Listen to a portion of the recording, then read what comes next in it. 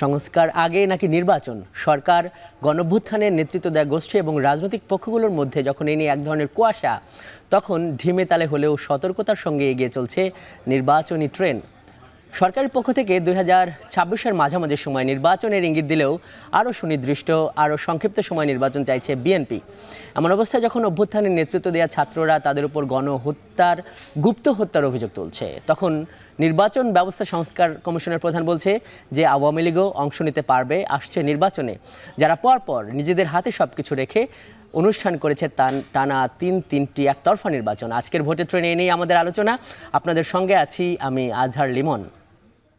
ভোটের ট্রেনের আজকের পর্বে আমাদের সঙ্গে যুক্ত থাকবেন গণ অধিকার পরিষদের সাধারণ সম্পাদক রাশেদ খান। তার সঙ্গে আমরা আলোচনায় যাব। তার আগে চলুন দেখে নিই যে ভোটের মাঠে আজ কোথায় কি ঘটেছে। আমরা যেটি দেখছি যে ভোট নিয়ে আজকে অনেকেই কথা বলেছেন। বরাবরের মতো বিএনপির আমরা এখানে উক্তি পাচ্ছি। বিএনপির যিনি মহাসচিব মির্জা ফখরুল ইসলাম আলমগীর, উনি বলেছেন যে নির্বাচন নিয়ে প্রধান উপদেষ্টার বক্তব্য অস্পষ্ট এবং হতাশ বিএনপি। ওনার কথা যদি আরেকটু বড় করা যায়, উনি বলেছেন যে প্রধান উপদেষ্টার জাতির উদ্দেশ্যে ভাষণ এবং প্রেস সচিবের বক্তব্য সাংঘর্ষিক। তার ভাষায় যে তাদের বক্তব্য কোনটা সঠিক বিএনপি বুঝতে পারছে না। আমরা দেখছি যে নাগরিক ঐক্যের সভাপতি মাহমুদুর রহমান মান্না, উনি কথা বলেছেন। উনি বলেছেন যে নির্বাচন নিয়ে কনক্রিট সাজেশন দেন, না হলে ভুল বোঝাবুঝি হবে এবং আস্থা নষ্ট হবে। আমরা দেখছি যে বিপ্লবী ওয়ার্কার্স পার্টির সাধারণ সম্পাদক সাইফুল হক, উনিও কথা বলেছেন সরকারের দক্ষতা থাকলে প্রয়োজনীয় সংস্কার করে আগামী বছরের মধ্যেই নির্বাচন সম্ভব মনে করেন এই নেতা। এবং নির্বাচন ব্যবস্থা সংস্কার কমিশনের প্রধান বদিউল আলম মজুমদার, উনি বলেছেন যে আওয়ামী লীগের নির্বাচনে অংশ নিতে কোনো বাধা নেই। এ নিয়ে আমাদের সঙ্গে যুক্ত থাকা অতিথির বক্তব্য জানবো। আমাদের সঙ্গে যুক্ত আছেন গণ অধিকার পরিষদের সাধারণ সম্পাদক রাশেদ খান। আপনাকে স্বাগত আজকের ভোটের ট্রেনে। শুরুতেই আপনাকে প্রশ্ন করতে চাই যে সব পক্ষের সমর্থনে একটা সরকার হলো, এই একটা বড় গণঅভ্যুত্থানের পর একটা বড় কর্তৃত্ববাদী সরকারের একটা পতন হয়েছে, সেটা সবাই মানে। এখন এই যে গণঅভ্যুত্থানের যারা নেতৃত্ব দিয়েছে ছাত্র জনতা, নতুন আরেকটা শক্তি, রাজনৈতিক প্রচলিত শক্তির বাইরে গিয়ে তারা বলছে যে একটা সংস্কার দরকার। আর এই যে রাজনীতির মাঠের প্রধান যে শক্তিগুলো আছে তারা চাইছে নির্বাচন। এখন এই যে আপনি বা এই গণ অধিকার পরিষদ, তারা কোন পক্ষে? তারা কি সংস্কার চায় না নির্বাচন চায়?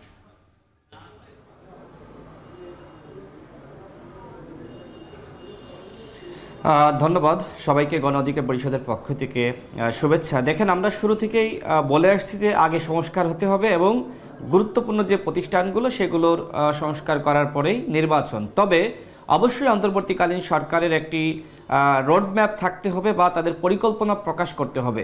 প্রধান উপদেষ্টা তিনি গত 16ই ডিসেম্বর একটি রোডম্যাপের কথা তিনি বলেছেন, কিন্তু আমরা সেখানে লিখিত কোনো কিছু পাইনি। তিনি অনুমান নির্ভর একটি বক্তব্য দিয়েছেন, যে কারণে রাজনৈতিক মহলে এই বিষয়ে আসলে অস্পষ্টতা রয়ে গেছে।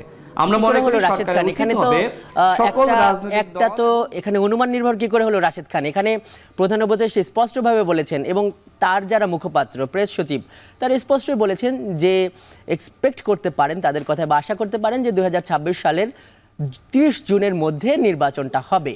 এবং দুইটা কথা বলেছেন যে অল্প স্কেল, ছোট পরিসরে যদি সংস্কার হয় তাহলে 26 সালের শেষে ডিসেম্বর হতে পারে, আর যদি আরেকটু সংস্কার হয় তাহলে 26 সালের মাঝামাঝিতে হতে পারে। তাহলে এখানে আপনি অস্পষ্ট কেন মনে করছেন বা অনুমান নির্ভর কেন মনে করছেন? দেখেন, প্রধান উপদেষ্টা তিনি বলেছেন যে 2025 সালের শেষে অথবা 26 সালের শুরুতে, কিন্তু তিনি তার প্রেস সচিব তিনি আবার উল্টো কথা বলেছেন, তিনি আবার জুনের কথা বলেছেন, 30 জুন। তো সেক্ষেত্রে দুইজনের বক্তব্য কিন্তু দুই রকম। আরেকটি বিষয় আপনাকে বুঝতে হবে যে প্রধান উপদেষ্টা যে বক্তব্য দিবেন সেটি চূড়ান্ত বক্তব্য, এরপরে আর কোনো বক্তব্য গ্রহণযোগ্য না। যে কারণে আমি আগেই বলছিলাম, দেখেন, যেহেতু প্রধান উপদেষ্টা অনুমান নির্ভর বক্তব্য দিয়েছেন, স্পষ্ট কোনো টাইম ফ্রেম দেননি বা তার পরিকল্পনা প্রকাশ করেননি, 3 মাসে কি করতে চান, 6 মাসে কি করতে চান, 1 বছরে কি করতে চান, এরকম কোনো পরিকল্পনা বা রোডম্যাপ এখনো পর্যন্ত প্রকাশ করেননি। অর্থাৎ এই সরকার আনলিমিটেডভাবে, অর্থাৎ যদি বড় ধরনের সংস্কারের প্রয়োজন হয়, সরকার তো পরবর্তীতে আবার বলতে পারে যে আমার তো আরো 1 বছর দরকার, আমার তো আরো 2 বছর দরকার। অর্থাৎ সরকার এখনো পর্যন্ত আনলিমিটেড ভাবেই আসলে চলছে এবং আনপ্ল্যান্ড ওয়েতে তারা কাজ করছে, যে কারণে আমরা যেটি বলছি যে সকল রাজনৈতিক শক্তি না এবং এখানে অন্যান্য শক্তি যারা রাশেদ খান আপনাকে মানে যেটি বোঝা যাচ্ছে যে বিএনপি যেটি বলছে আপনারা মোটামুটি সেটির সঙ্গে একমত, বিএনপিও মানে একইভাবে বলছে। মানে আমি যদি ভুল না করি যে গণ অধিকার পরিষদ মানে সম্প্রতি নিবন্ধন পাওয়া একটা দল, মানে এই যে সবসময় মানে যেটি দেখা যায় যে গণ অধিকার পরিষদ আসলে নেতৃবৃন্দের যে বক্তব্য তাদের এক ধরনের একটা মানে দোদুল্যমান পরিস্থিতি দেখা যায়, তারা কখনো ছাত্রদের পক্ষে বলে, কখনো এই বড় দলগুলোর পক্ষে বলে। মানে আসলে এই যে একটা ধারণা আছে এই ব্যাপারে কিছু বলবেন? মানে আসলে সংস্কার না নির্বাচন, মানে এখানে আপনাদের কথা কি একটু হলো বিএনপির সঙ্গে মিলে যাচ্ছে না?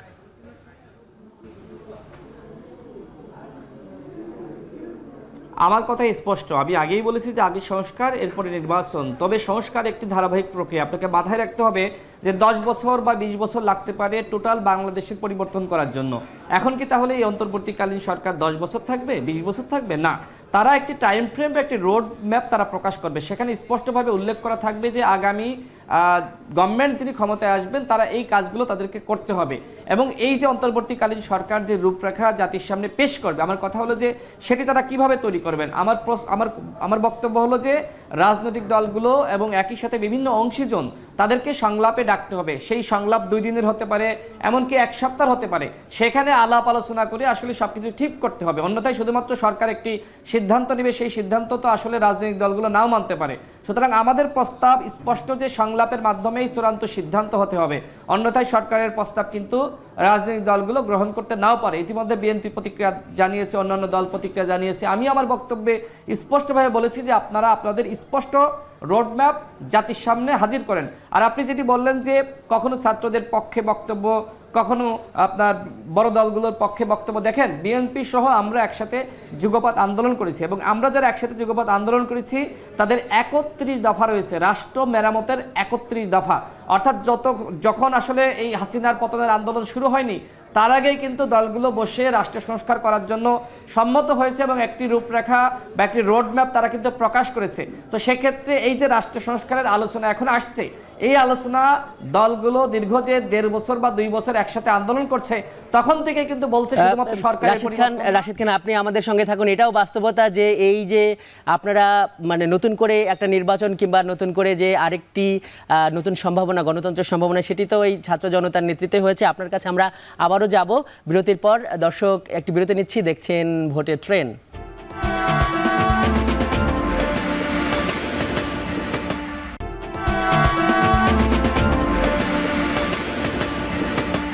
বিরতির পর স্বাগত। আমরা আজকের ভোটের ট্রেনে আলোচনা করছি ভোট নিয়ে সমসাময়িক নানা বক্তব্যের উপর। আমাদের সঙ্গে আছেন গণ অধিকার পরিষদের সাধারণ সম্পাদক রাশেদ খান। আমরা আলোচনা করছিলাম যে আপনাদের অবস্থান সংস্কার বা নির্বাচন নিয়ে। আজকে এখন আরেকটি উক্তির উপর আপনার একটা প্রতিক্রিয়া নিতে চাই, সেটি হলো যে নির্বাচন ব্যবস্থা সংস্কার একটা কমিশন হয়েছে, সেই কমিশনের যিনি প্রধান উনি আজকে রংপুরে সাংবাদিকদের এক প্রশ্নের জবাবে বলেছেন যে আওয়ামী লীগ চাইলে এই নির্বাচনে অংশ নিতে পারবে, এতে কোনো বাধা নেই। কি বলবেন, মানে আপনার প্রতিক্রিয়া কি ব্যাপারে? এই মানে নির্বাচন সংস্কার ব্যবস্থার যিনি এই কমিশনের যে প্রধান তারই বক্তব্যের সঙ্গেও কি আপনার একমত, মানে আওয়ামী লীগ নির্বাচনে আসুক?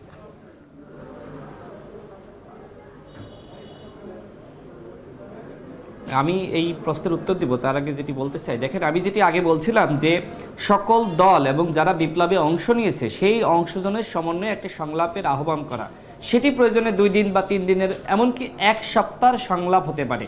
সেখানেই চূড়ান্ত সিদ্ধান্ত হবে যে নির্বাচন 2025 সালের শেষে হবে নাকি 26 সালের শুরুতে হবে। এই আলোচনাগুলো আমি মনে করি আসলে সম্মিলিতভাবে আলোচনার মাধ্যমে বা বৈঠকের মাধ্যমে হওয়া দরকার, অন্যথায় কিন্তু দ্বিমত থাকবে, কাউকে আপনি খুশি করতে পারবেন না। সুতরাং গোল টেবিল আলোচনার মাধ্যমেই ফয়সালা বা সিদ্ধান্ত হওয়া দরকার, এটি আমরা অন্তর্বর্তীকালীন সরকারের কাছে আমরা প্রস্তাব রাখছি।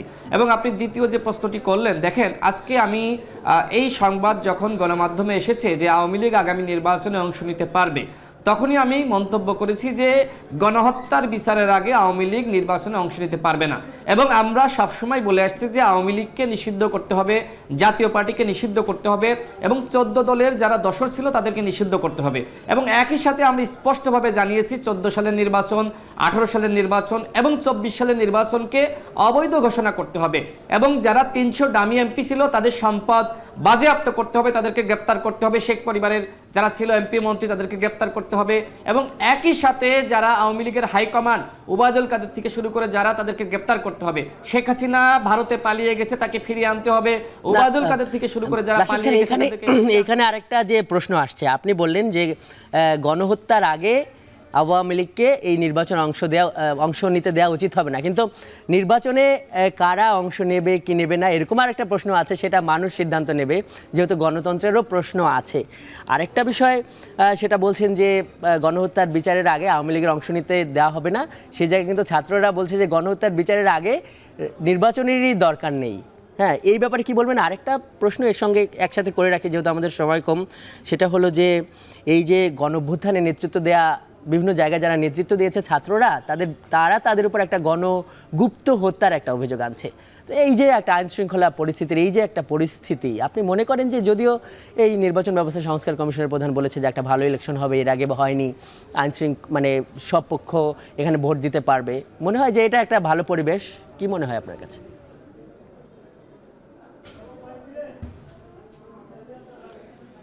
দেখেন, আমি ওই কথাই বলছিলাম যে সরকারের অনেক দুর্বলতা। অভ্যুত্থানের পরে যে ধরনের সরকার হয় আমরা দেখতে পাচ্ছি যে এই সরকার আসলে একটি এনজিওগ্রাম সরকার।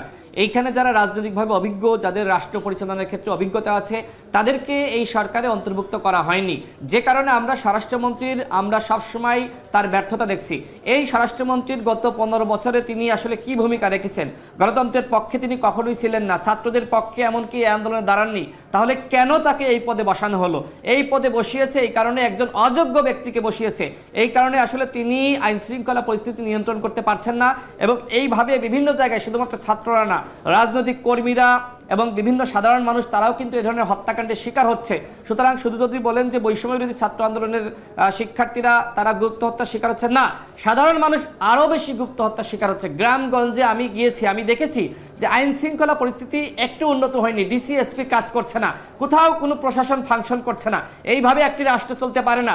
ডক্টর ইউনূসকে গ্রামে যেতে হবে। শহীদ প্রেসিডেন্ট জিয়াউর রহমান যেভাবে গ্রামে বাজারে বন্দরে ছুটে চলতেন, ডক্টর ইউনূস যদি মনে করে আমি মাসে মাসে বিদেশে যাব আর ঢাকায় বসে আমি সরকার চালাবো, কোনোভাবে সরকার চালাতে পারবেন না। দেশে যেতে হবে, বিভিন্ন প্রত্যন্ত অঞ্চলে যেতে হবে, মানুষের খোঁজ নিতে হবে।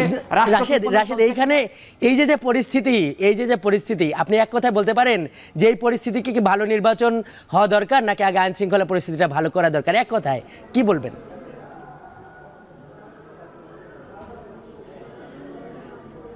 আমি যেটি বলবো, যেটি নাগরিক কমিটি বা বৈষম্য বিরোধী ছাত্র আন্দোলনের পক্ষ থেকে বলা হচ্ছে যে গণহত্যার বিচারের আগে ইলেকশন হবে না, এটি তারা আসলে এক ধরনের মূলা ঝুলিয়ে রাখছে। আমি বলতে চাই যে অবশ্যই একই সাথে গণহত্যার বিচার চলবে, ইলেকশনের প্রক্রিয়া চলবে, দুইটা একসাথে চলতে হবে। একই সঙ্গে বিএনপিরও কথা, গণ অধিকার পরিষদের সাধারণ সম্পাদক রাশেদ খান, আজকের ভোটের ট্রেনে আপনি যুক্ত হয় অনেক ধন্যবাদ। দর্শক দেখছেন ভোটের ট্রেন, নিচ্ছি একটি বিরতি, সঙ্গেই থাকুন।